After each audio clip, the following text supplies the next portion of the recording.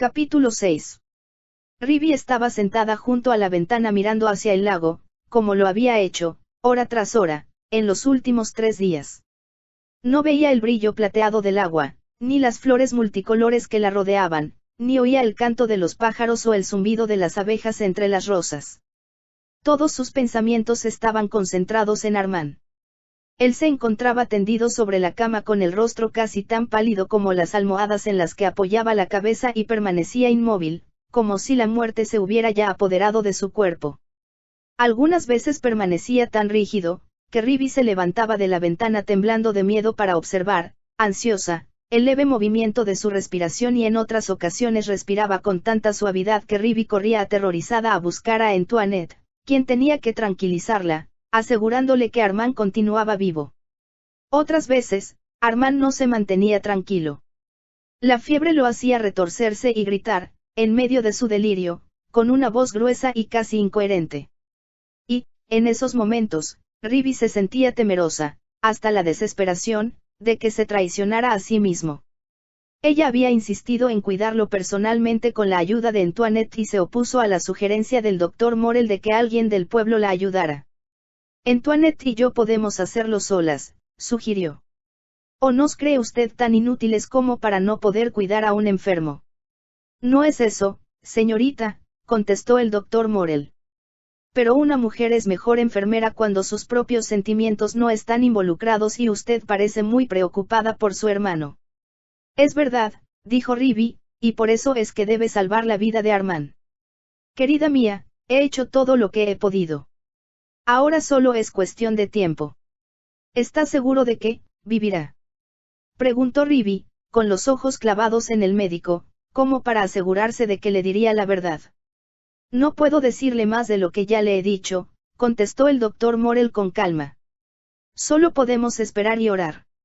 Sí, podemos hacer eso, repuso ella en un murmullo, diciéndose que el doctor no podía imaginar con cuánto fervor oraba noche y día pidiendo a Dios que Armand se recuperara. Como habían pasado 3 días y Armand seguía inconsciente, en algunos instantes, llevada por su angustia, le hablaba a él, aunque no pudiera escucharla. Oh. Armand, mi amor. Vuelve de esa tierra extraña donde estás viviendo en estos momentos, una tierra entre este mundo y el siguiente, donde no sabes nada de mi amor y aún no estás protegido por la misericordia y el amor de Dios. Vuelve a mí. Te quiero, te necesito. Vuelve a mí. Mientras Ribby oraba en silencio, sin que hubiera señales de vida procedentes de la cama, llegaban hasta ella los ruidos ahogados de la actividad que se desarrollaba en el castillo. Parecía que un ejército de gente había descendido sobre el castillo desde que ella, para salvar a Armand, dijo a los hombres del pueblo que él había sido herido intentando salvar la vida del emperador, quien vendría en persona, a Belmont. Desde ese momento una extraña transformación había tenido lugar en el pueblo de St. Benes, y si Ribby no hubiera estado tan concentrada en la salud de Armand, le habría divertido ver lo que había provocado su revelación. La gente de la aldea estaba decidida a que el castillo se viera lo mejor posible para su amado emperador. Había pintores trabajando dentro y fuera de la casa, sin órdenes y sin paga y sin siquiera autorización, así como vidrieros, carpinteros y ebanistas. Todos habían encontrado algo que hacer y habían sacado los muebles de la duquesa, que habían permanecido guardados en la bodega por años, a fin de embellecer el castillo. Ribby se sorprendió, también, al descubrir que el personal del castillo había aumentado de manera considerable, pero no hizo comentario alguno. Ella se sentía como si se moviera en otro mundo. La cercana visita del emperador la dejaba indiferente, pues Armand se debatía entre la vida y la muerte. No solo era su salud lo que la preocupaba, sino su seguridad, pues, hasta entonces, había tenido una suerte casi increíble.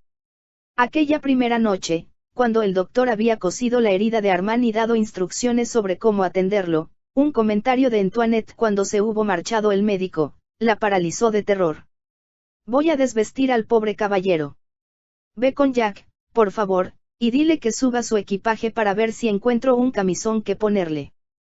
Entonces Ribby había caído en la cuenta de que de Fremont debía haber llegado al castillo, no solo con equipaje, sino con sirvientes, y si estos hablaban y se sabía que el marqués de Aubron había muerto en Ámsterdam, ¿Cómo podría salvar la vida de Armand pretendiendo que era su medio hermano? Sin decir nada a Antoinette, había salido a toda prisa de la habitación y bajado al vestíbulo. Lo primero que vio fue una gran pila de equipaje. Había baúles de piel de todas las formas y tamaños, esperando que algunos brazos fuertes los subieran y, cuando menos la mitad de ellos, llevaban una corona de marqués sobre el monograma de su hermano. Rivi comprendió que Paul de Fremont había traído el equipaje de su medio hermano al castillo junto con el suyo y, por un momento, creyó desfallecer de temor. Luego, sobreponiéndose, fue a buscar a Jack. Lo había encontrado en la despensa puliendo una pieza de plata y gruñendo entre dientes, como solía hacerlo, pero se puso de pie con respeto al ver entrar a Rivi. Lo hizo con lentitud y con un gesto que indicaba que el reumatismo le permitía moverse a duras penas. ¿En dónde están los sirvientes que trajeron el equipaje que está en el vestíbulo?, preguntó Rivi. En la caballeriza, señorita. Y son unos haraganes. No hacen más que preguntar a gritos a qué hora les van a pagar. Yo me encargaré de ellos, repuso Rivi. Se había dirigido hacia la caballeriza y, aunque era ya bastante tarde, los hombres aún no se retiraban a dormir. Estaban sentados en los escalones, riendo y charlando. Algunos de ellos tenían botellas en la mano y uno tocaba una alegre melodía en un violín, pero la música cesó en cuanto la vieron acercarse. La luz de la luna iluminaba los blancos hombros de Rivi y su cabeza, que levantaba con orgullosa actitud. Se detuvo cerca de la entrada de la caballeriza y esperó. Entonces uno de los sirvientes, hombre de avanzada edad, ojos calculadores y mostacho gris, se adelantó hacia ella. ¿Está usted a cargo de estos hombres?, preguntó Rivi. Sí, señorita. ¿Usted trajo al señor de Fremont de Ámsterdam? Sí, señorita. ¿Vienen con él desde Polonia?, preguntó con voz muy suave. No, señorita. El señor tuvo problemas con sus sirvientes y volvieron a su país. El caballero estaba profiriendo maldiciones contra ellos cuando nos contrató. Rivi sintió renacer la esperanza en su corazón. Todos los sirvientes del señor de Fremont volvieron a su lugar de origen. Me imagino que sí, porque todos nosotros somos de Ámsterdam. No hay ningún extraño en nuestro grupo. Rivi sintió un enorme alivio y adivinó lo que había sucedido.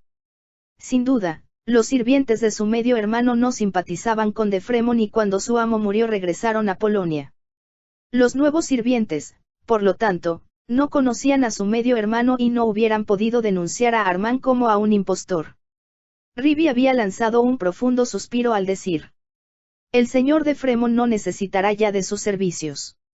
Si me dicen cuánto se les debe, les pagaré y pueden irse esta noche, o mañana a primera hora. Gracias, señorita. El señor de Fremont nos prometió pagarnos, citó una suma extravagante y Rivi comprendió en el acto que había duplicado o tal vez triplicado la suma pactada. Está bien, contestó, alegrándose de poder librarse de aquellos hombres. Se les pagará esa suma y podrán marcharse. Cuando se alejó escuchó risotadas de satisfacción a su espalda y murmullo de voces. La estaban robando y lo sabía, pero no le importaba. Lo importante era saber que había eliminado otro peligro del camino de Armand.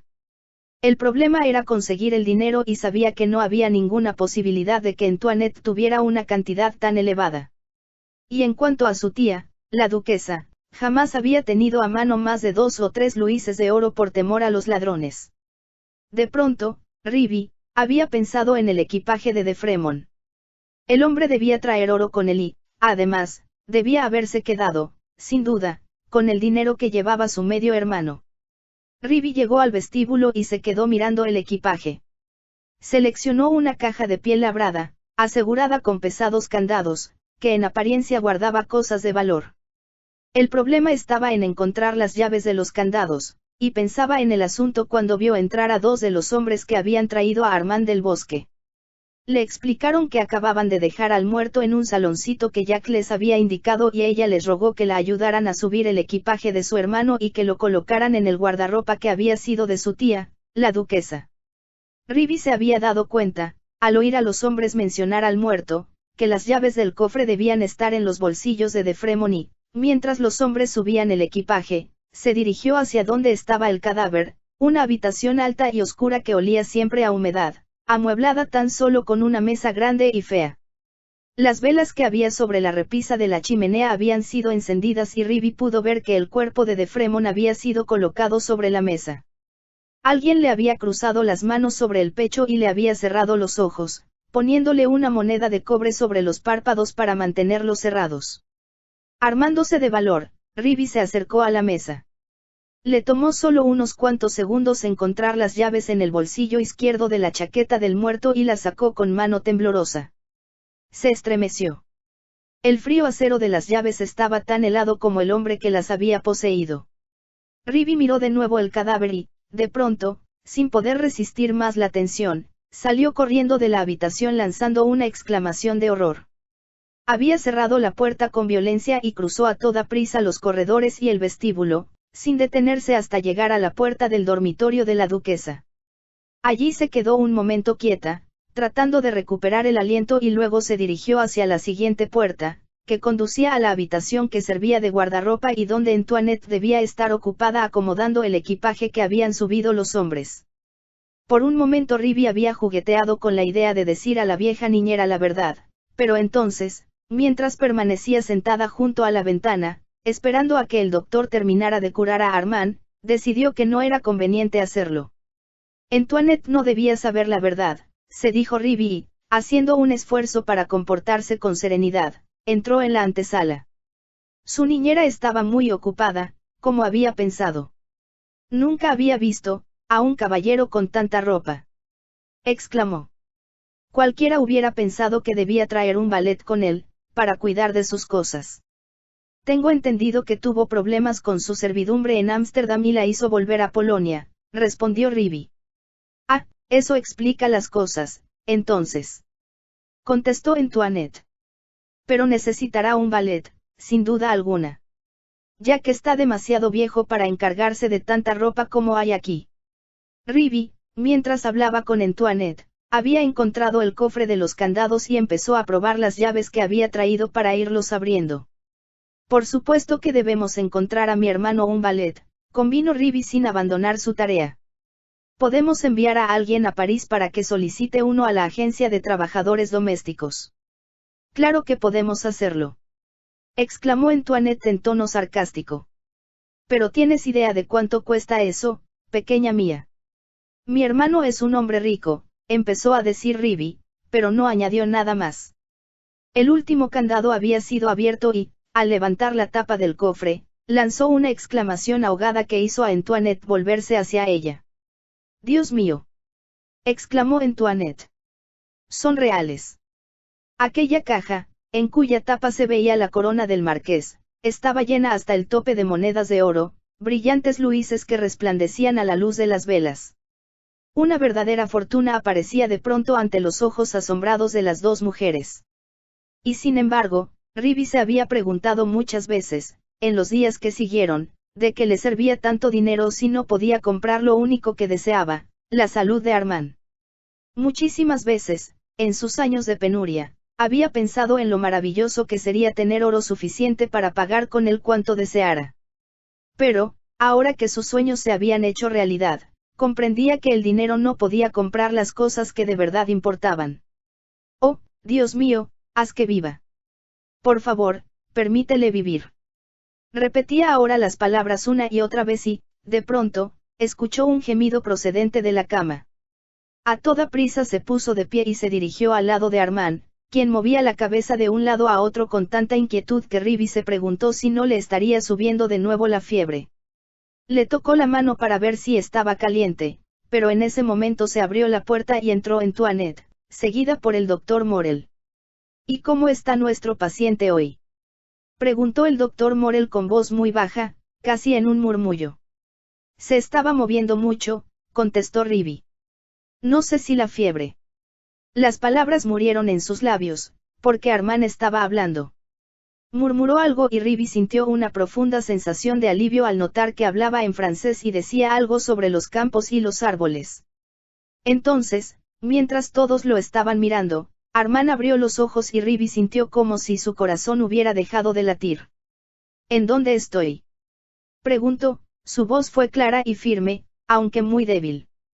El doctor avanzó y sus dedos tomaron la muñeca de Armand, buscando el pulso. Está en Belmont, contestó, y a salvo. No se preocupe. En Belmont. Repitió Armand y Ribby notó que sus ojos reflejaban desconcierto. Temerosa de lo que él pudiera decir frente a Antoinette y el doctor Morel, se inclinó hacia él. Estás aquí conmigo, Armand, dijo Ribby. No hables ahora. Te pondrás bien. Su voz, suave y consoladora, pareció satisfacerlo. Lanzó un leve suspiro, cerró los ojos y cayó en un tranquilo sueño. Ribby levantó la vista y se encontró con la sonrisa del doctor. No hay problemas, se pondrá bien. Cuando despierte de nuevo, denle un poco de caldo de pollo con unas gotas de coñac. No mucho, comprenden. Solo unas cuantas cucharadas cada hora. La felicito, señorita enfermera. ¿De veras, está mejor? Preguntó y tartamudeó Ribby. Así es, contestó el doctor Morel. Gracias a Dios. La exclamación de Ribby salió del fondo de su corazón y no pudo evitar que reflejara el gran alivio que sentía. Comprendió que Antoinette la miraba con evidente curiosidad. El doctor Morel le dio una palmadita en el hombro y Antoinette se apresuró a abrir la puerta para que saliera el médico. Después de un momento, Ribby cruzó la habitación y fue a instalarse de nuevo en su asiento junto a la ventana. Debo tener más cuidado, se dijo. No creía que Antoinette sospechara nada, pero no cabía duda de que a la niñera le parecía extraño que Reva se preocupara tanto por un medio hermano a quien no había visto nunca en su vida y respecto al cual se había mostrado siempre indiferente. Pero Antoinette, recordó Ribby inquieta, tenía un talento especial para comprender cuando alguien le mentía. Ribby no había tratado jamás de engañarla, pero ahora su amor por Armand y el temor que sentía por su seguridad la habían hecho, no solo mentir, sino crear toda una estructura de falsedades. Antoinette había consagrado su vida a Ribby como una monja consagra la suya al servicio de Dios. Era muy joven, pues no cumplía siquiera 16 años, cuando conoció el sufrimiento y la desventura. Hija menor en una familia numerosa, se había enamorado de un hombre comprometido en matrimonio con su hermana mayor, y él la había amado también. Bajo los manzanos en flor del huerto de la granja familiar, donde no podían ser vistos desde la casa, se habían lanzado uno en brazos del otro, con la intensidad de dos palomos que llegaran a su nido. No habían tenido la intención de que eso sucediera. El amor surgió en ellos de una forma gradual y creció casi sin que se dieran cuenta. Sus labios se habían encontrado en un largo beso interminable, pero ambos sabían que su amor era imposible. Laurent estaba comprometido con la hermana de Antoinette y el matrimonio tendría lugar cuando la dote de ella, que había estado aumentando continuamente durante todo el año, fuera lo bastante elevada como para garantizar la ceremonia. Antoinette tenía solo 16 años, pero era muy sabia para su edad. Se acercó a su padre esa noche y le dijo que deseaba dejar la granja y buscar un trabajo. El padre aprobó la idea y le consiguió trabajo en el castillo. La abuela de Ribby, la condesa, la empleó como ayudante de Marie, su vieja doncella, y cuando ésta murió, Antoinette la sustituyó. Laurent se había casado con su hermana para entonces y ella casi había dejado de pensar en él, pero, algunas veces, cuando los manzanos se cubrían de flores y los pétalos de éstas empezaban a caer, le dolía un poco el corazón y trabajaba con más intensidad que nunca, en un esfuerzo por olvidar. La condesa enfermó y cuando ella y el conde murieron hubo muchos cambios en el castillo, pero no para Antoinette. El nuevo conde de Belmont, hijo del anterior, llegó a París trayendo con él a la mujer con quien acababa de casarse y Antoinette simpatizó con la nueva condesa desde el principio. 2 años más tarde, la condesa confió a Antoinette que iba a tener un bebé. Mi esposo y yo lo deseábamos tanto. Había exclamado emocionada. Tuve un hijo cuando era muy joven, pero sus parientes me lo quitaron. Pero ahora Dios ha escuchado mis oraciones y en la primavera tendré otro hijo. Una vez más los manzanos estaban en flor cuando Ribby llegó al mundo, pero esta vez Antoinette no tuvo tiempo de recordar a Laurent. Solo podía pensar en la pequeña criatura blanca y sonrosada, a quien bautizarían con el nombre de Ribby porque su madre la consideraba un sueño hecho realidad.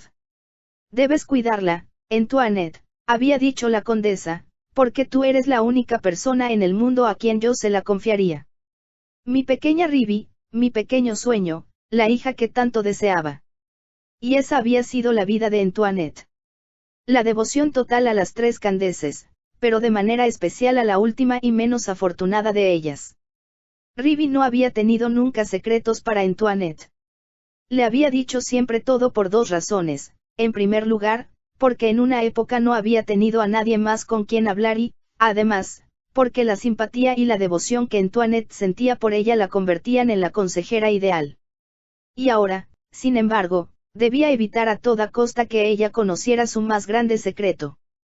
Eso entristecía a Ribby, pero comprendía que llegaba un momento en la vida de toda mujer en que un hombre significa más que nada en el mundo. Ella le contaría a Armand todo sobre Antoinette, decidió, y tal vez, si él lo consideraba adecuado, confiarían en ella, al menos antes de dar el trascendental paso de casarse. Pero, ante todo, lo que más importaba ahora era que él estuviera seguro. Debía mantenérsele a salvo, protegerlo hasta de sí mismo, pues el más leve error podía hacer que lo descubrieran. Y ella sabía demasiado bien el castigo que esperaba a quienes luchaban contra el emperador. Al pensar en eso, Ribby se oprimió inquieta las manos. Debía advertirle, explicarle la historia que había inventado para salvarlo. Cruzó la habitación para llegar a su lado. Armand dormía, pero Ribby advirtió que su sueño no era muy profundo. Impulsivamente, casi sin pensar, se inclinó hacia adelante y murmuró su nombre. Armand. Armand. ¿Puedes oírme? Lo sintió moverse y comprendió que empezaba a recobrar el conocimiento, con dificultad. Sabía que era malo despertarlo, pero, por otra parte, tenía miedo de que lo hiciera en algún momento en que ella no estuviera en la habitación. Armand, Armand. Dijo de nuevo. Con mucha lentitud, él abrió los ojos. Su mirada era clara y despejada, no parecía tener fiebre. La miró y ella le sonrió emocionada. Oh, Armand. Murmuró Ribby con labios temblorosos. Tuvo que contener el impulso de inclinarse a besarlo. Ya habría tiempo para eso, pensó. Primero debía decirle quién se suponía que era y advertirle de los peligros que los amenazaban. Pero antes que pudiera hablar, antes que sus labios pronunciaran una sola palabra, Armand preguntó. ¿Quién es usted?